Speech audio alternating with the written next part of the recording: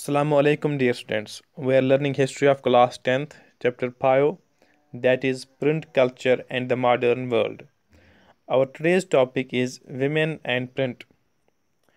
Print में औरत की ज़िंदगियों के मुतालिक, इनके जज्बात के मुतालिक अक्कासी की गई। और इस तरह से हम देखते हैं कि जो वुमेंस की पढ़ाई ये काफ़ी ज़्यादा बढ़ गई। ख़ास तौर पर जो मिडिल क्लास घर हैं वहाँ पर औरत की तालीम जो है वो बढ़ गई। और जो लिबरल हस्बैंड्स थे, खावन थे, और जो लिबरल फादर्स थे जो रोशन ख्याल जहन रखते थे, वो उन्हें तालीम स्टार्ट की औरतों की घरों पर। और वो स्कूल भेजने लगे औरतों को ताकि वो पढ़ सके। ख़ास तौर पर अगर हम बात करेंगे शहरों और कस्बों की मिड 19 सेंचुरी में, तो इस तरह से हम देखते हैं कि मनी जर्नल्स वायर पब्लिश्ड, जिनमें औरतों की जो राइटिंग्स होती है उनकी रुनमाई उसमें होती थी। और उनको और एक्सप्लेन की जाती थी कि औरतों की तालीम क्यों ज़रूरी है। और इसमें ख़ास सिलेबस रखा जाता है इन स्कूल्स में, या जो जो होम बेस्ड स्कूलिंग ख़ास तौर पर वहाँ पर एक ख़ास सिलेबस होता था, मुरतब किया जाता था। और इसमें ताकि जो औरतें हैं वो एक बेटर हाउस वाइफ्स प्रूव कर सके अपने आप को, और इनकी तालीम पर ज़्यादा जोर दिया जाता था इस तरीके का। लेकिन सारी हम देखते हैं कि सारी फैमिलीज़ वो लिबरल नहीं थे। कुछ फैमिलीज हम देखते हैं वो कंजर्वेटिव माइंड सेट के थे, वो हिंदूज हो या मुस्लिम्स हो। जैसे जो कंजर्वेटिव हिंदूज थे वो बिलीव करते थे अगर लड़की पढ़ी लिखी हो तो वो विडो बन सकती है, वो बेवा हो सकती है। और जो मुस्लिम फियर करते थे कि अगर औरतों की हम तालीम देंगे, अगर वो पढ़ेंगे फिर उर्दू रोमांसेस को, तो इनका जहन करप्ट हो जाएगा। बाज़ औक़ात क्या होता था कि जो औरत थी वो बागी बन जाती थी, जो ये रोक होती थी वो उसके खिलाफ हो जाती थी। तो इसमें कुछ स्टोरीज़ भी है, जैसे कि एक औरत का जो नॉर्थ इंडिया से बिलोंग करती थी, वो किस तरह से चुपके से पढ़ती थी और लिखती थी उर्दू में। और उसके घर वाले जो है वो उसको ज़ोर देते थे कि आप अरबिक में कुरान पढ़ो, जो वो समझ नहीं पाती थी। लेकिन उसने ज़ोर दिया कि वो पढ़ेगी उस लैंग्वेज में वो समझ सकती है। इस तरह से हम बंगाल में भी देखते हैं कि बंगाल में राशुंद्री देवी नामी एक लड़की थी जिसकी शादी एक ऑर्थोडॉक्स फैमिली में होती है। फिर वो चुपके से अपने किचन में पढ़ती थी। और यही राशुंद्री देवी जो राशुंद्री देवी थी, इसने फिर अपनी ऑटोबायोग्राफी लिखी जिसका जिसका नाम था अमर जुबान, जो पब्लिश हुई 1876 में। ये एक पहली फुल लेंथ ऑटोबायोग्राफी थी बंगाली ज़बान में, जिसका नाम था अमर जुबान। इस तरह से हम देखते हैं कि जो सोशल रिफार्मर्स थे और उनकी वजह से, और जो नावल्स में जो अक्कासी की जाती थी औरतों की ज़िंदगी के मुतल्लिक, एमोशंस के मुतल्लिक, इस तरह से लोग औरतों की ज़िंदगी के मुतल्लिक दिलचस्पी लेने लगे। हम देखते हैं कि 1860s में कुछ बंगाली वुमेन थी, जैसे कि कैलाशाबनी देवी थी।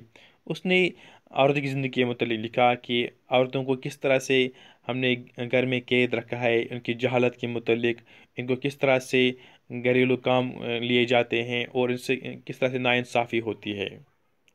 हम देखते हैं कि 1880s में महाराष्ट्र में, आज का जो महाराष्ट्र है, वहाँ पर ताराबाई शिंदे और पंडित रमाबाई ने अपनी गम गुस्से का इजहार किया कि उनकी ज़िंदगी जो कितनी मिजरेबल है, जो अपर कास्ट हिंदू वुमेन है उनकी ज़िंदगी कैसी है। और ख़ास तौर पर जो बेवा है उनकी ज़िंदगी किस तरह से मिजरेबल बनी हुई है। तामिल, यहाँ पर एक मैं मेंशन करूँगा, एक तामिल नावल जिसमें जो जो राइटर थी, जो वुमेन थी, उसने जो समाजी पाबंदी के मुताबिक लिखा कि बहुत सारी वजूहत की वजह से जो मेरी ज़िंदगी है वो सिकुड़ गई है, वो छोटी बन गई है। मेरी खुशी का एक ही सोर्स है, वो कहाँ से आता है, वो किताबों से आता है। Fine, like that. इस तरह से हम देखते हैं कि पहले पहल तो सिर्फ उर्दू, तमिल, बंगाली और मराठी में प्रिंट तो पहले डेवलप हुआ था, प्रिंट कल्चर पहले डेवलप हुआ था। लेकिन हम देखते हैं कि हिंदी प्रिंटिंग काफ़ी लेट स्टार्ट हुई 1870s में। और फिर ये बाद बाद में इसमें कुछ जो इसका हिस्सा था वो वक़्फ़ किया गया जो औरतों के तालीम के मुतल्लिक। हम देखते हैं कि 20वीं सदी के स्टार्ट में कि बहुत सारे जो जर्नल्स थे उनमें उनकी एडिटिंग औरतें करती थी और वो काफ़ी मशहूर भी हुई। उनमें औरतों की तालीम के मुतल्लिक, उनकी विडोहुड के मुतल्लिक, जो विडो की रिमैरिज के मुतल्लिक और नेशनल मूवमेंट के मुतल्लिक लिखा जाता, इन मज़मूनों पर लिखा जाता था। और उनमें से कुछ ऑफ़र करते थे कि जो हाउस होल्ड में या जो फैशन लेसन्स वो देते थे, और इस तरह से जो एंटरटेनमेंट के का एक ज़रिया मैसर था शॉर्ट स्टोरीज़ में या नावल्स की सूरत में।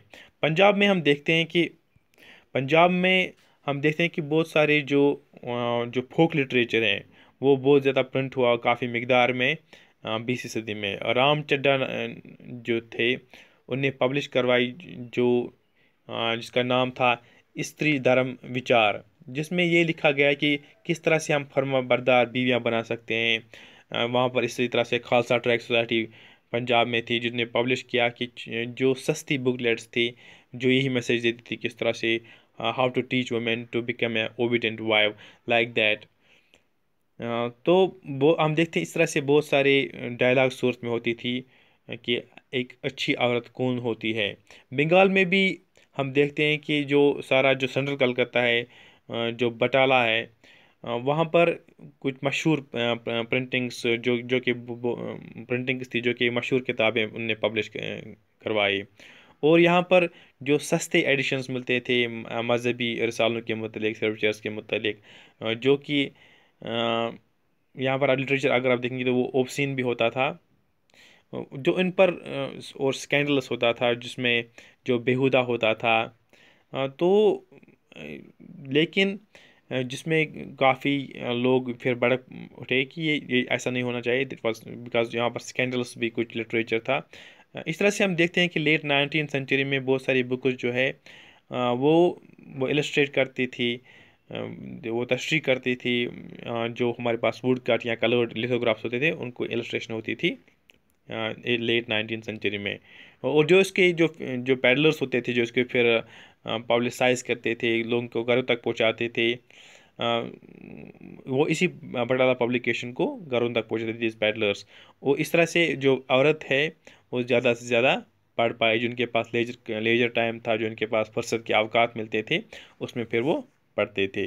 सो इस तरह से हम देखते हैं कि औरतों की जो ज़िंदगी की उसकी अक्कासी लिटरेचर में होने लगी। और कुछ औरतें इस तरह से हम देखते हैं कि वो अपनी ज़िंदगी को बयान करते थे, जैसे मैंने मेंशन किया कालशाबनी देवी या ताराबाई शिंदे, पंडिता रामाबाई।